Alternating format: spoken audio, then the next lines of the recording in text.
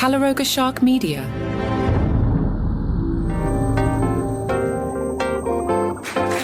Happy Sunday, I'm Johnny Mack with your daily comedy news, a daily briefing on stand-up comedy comedians in the comedy industry. A sentence the algorithm just can't get enough of. All right, there was a little kerfuffle involving BTS, you know, the Korean band that everybody loves. Well, apparently Seth Herzog was doing warm-up for the Tonight Show starring Jimmy Fallon, and Seth came under fire for making an improvised remark during a local taping. Before I tell you what he said, I'm going to say something I have said on this podcast, and I tell my class, if you say something into a microphone enough times, you will eventually say something stupid. You will eventually wish you had phrased something differently. It goes with the territory. You're just riffing and you say something. While warming up the audience, Seth Herzog apparently said, "Anyone here from the North?" The line was apparently intended as a general question about where the audience was from. However, some people thought it was some sort of comment about North Korea in relation to BTS, who are from South Korea. Audience members took to social media because it's 2026 and we have to get offended at everything, and they posted describing the remark as offensive and inappropriate. The BTS global fan base immediately got involved with this. Boy, I hope they don't notice this podcast episode and download it and share it on social media. That would be awful. According to TMZ, Seth Herzog later apologized directly to BTS. NBC apparently discussed the incident internally with the comedian. Again, I'll remind you what he said. Anyone here from the North? Now, this is interesting. This took place at a special taping at the Guggenheim Museum where BTS performed for a select audience. Then The Tonight Show taped its regular Wednesday night show in studio at Rockefeller Center. BTS was interviewed by Jimmy Fallon on that episode. A source tells Late Nighter that Herzog, who usually does warm-up, didn't do the warm-up for the second taping and was replaced by comedian Ryan Rice, who is the usual warm-up comic for Seth Meyers. It is, of course, unclear whether Herzog's absence was related to the earlier incident or not. As I'm checking TMZ on Friday afternoon, they have asked Mr. Herzog for comment, and so far, no word back. Stay on Late Night for a second. Seth Meyers taking 3 weeks off? He won't be back until April 20th. I mean, what will we all do? All 700 of us that watch Late Night with Seth Meyers, how will we possibly fill the time? Jimmy Fallon is taking 2 weeks off starting April 7th. This is all weird. We used to not do this. Is this like quiet budget cuts? Is that what's happening here? I mean, I know everybody hates Jay Leno, but the guy worked. And in olden times, The Tonight Show would have a guest host. Are they really going to run 2 weeks of reruns on Fallon? Are they going to run 3 weeks of repeats for Seth Meyers? Or will they just play the national anthem and run a test pattern for an hour and probably still get the same viewership, honestly? Very, very strange. Cheryl Hines has responded to those comments from Chelsea Handler. You may recall Chelsea Handler had said on the Dear Chelsea podcast that she had bought an LA house from a blind trust. She didn't know who the owner was and found out that the owners had been Cheryl Hines and RFK Jr. Chelsea Handler had said Cheryl Hines had left her a note after she moved in, urging her to call if she needed anything. Handler said she quickly discovered some issues in the quote-unquote toxic house. Cheryl Hines has now said she wasn't aware of any issues with the house. Cheryl Hines suggested Chelsea Handler is seeking sympathy and attention, especially given that Cheryl Hines is married to Robert F. Kennedy Jr. Hines was on the Tommy Lahren is Fearless podcast and said, I think, yes, you have to question the timing of it, right? Because she bought this house 5 years ago and she's just now complaining about it. She's also getting a lot of sympathy from people. She's buying a $6 million house and talking about how she feels duped and that we tried to sell her a house that was, her word, toxic. Which also doesn't make sense. The story doesn't really hold water because I did write her a personal note when she moved in saying how much we love the house and I hope that she has a beautiful life in this house and if you need anything, call me. And I left my number. So if we were trying to unload a toxic house on her, I wouldn't have left my number. I think she's just trying to get attention. It's probably fun for her to make fun of Bobby. What are you going to do? I've been sitting on this one for a couple weeks. I actually want to get to it. I find the topic really interesting. A few weeks ago, Deadline wrote, as Netflix targets podcasts, comics weigh the risk of leaving YouTube. And I thought there was some really interesting insights in here that I hadn't come up with on my own. Deadline said multiple sources we spoke with several weeks ago suggested that Netflix hasn't been able to scale its podcast library at the pace some in the industry anticipated after getting what one called a very quick education on this and other matters.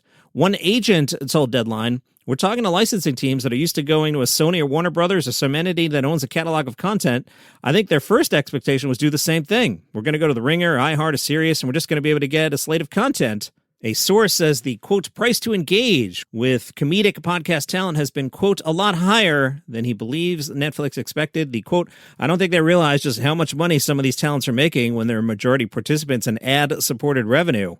One manager said, in an ideal world, you're baking these comedians into the streamer ecosystems, and then you have more opportunities. So I'll editorialize. Bert Kreischer might be an example of that, although his podcast isn't up there. Alan Abdeen, who's head of ad revenue and partnerships at YMH Studios, that's the Segura Christina P. company that I think produces Bert Kreischer's podcast, he said a very important core truth of podcasting is you meet your audience where they live. He adds, regardless of how many millions of dollars are being offered, he would never advise talent to take a new captive audience at the expense of alienating the core audience that got you to where you are now. The theory being that risks creating an adversarial and problematic relationship with the community. You're basically telling your community, you'll watch it or I'll tell you to watch it, versus we'll meet you where you live. But here's the big one. This was the big takeaway for me that I had not at all thought of on my own as some sort of podcasting expert. One executive wondered, specific to comedy, and I think this is a great point. If Netflix feels like they can get your audience every week from your podcast for a relatively low price, are they then going to be incentivized to get your special or these bigger projects from you, right? So, well, yeah, why should we pay for a special if we've got the pod on every week? Very interesting.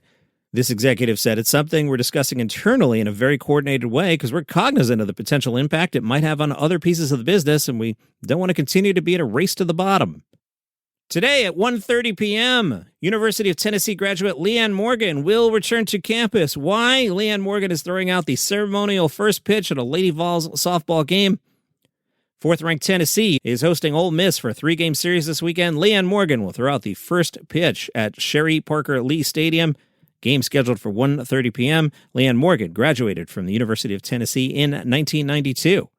Gossip site Rob Shooter's Naughty or Nice said Kelly Ripa has quietly freezed out Howie Mandel. Whoa, what happened here? An insider tells Naughty but Nice Howie Mandel disrespected her in her house. That's her show, her audience, her tone, and he bulldozed right through her. An insider explains Kelly runs a tight, polished ship. She expects guests to play along, keep it light, protect the vibe. That interview did the opposite. Apparently, Howie Mandel pushed back on Kelly Ripa's comments about his age. The source says, she'll never say you're banned, but suddenly bookings get tricky, schedules on the line, and invites vanish. Another insider says Howie won't be asked back, not after making her uncomfortable on her own set. A source adds, in daytime TV, chemistry is everything. Now, I wrote about this on my Substack, link in the show notes, about a week ago. I was in a waiting room and was subjected to this program. Now, Kelly's co-host is her husband. They have no chemistry. I was stunned. For a married couple, they have no chemistry. Mark looks like they grabbed a guy off the street and said, hey, we need somebody to co-host live with Kelly this morning. You free? And the guy was like, yeah, okay, I'll do it. It was stunningly lack of chemistry. So I don't know what went down here, but if you're going to make me pick, Team Howie. I met Howie once, a million years ago. I've been keeping a note. I'm getting older now. I'm starting to reflect a little bit. I've been keeping a note of the people I have met over the years. And every now and then I'm like, oh, yeah, I met so-and-so. This started a couple weeks ago. I was just in the car and Bruno Mars came on. And I remembered I had met Bruno Mars once. That was when we had Henry Winkler up at Sirius. You think I would have taken pictures with these people. But I try to explain to people, the reason you get access is because you know how to behave. So, like, you don't take pictures with these people. I know I met Bruno Mars. I know I met Henry Winkler. I guess if I had a picture I could throw up on social media and look cool, but like, it's just not how you roll.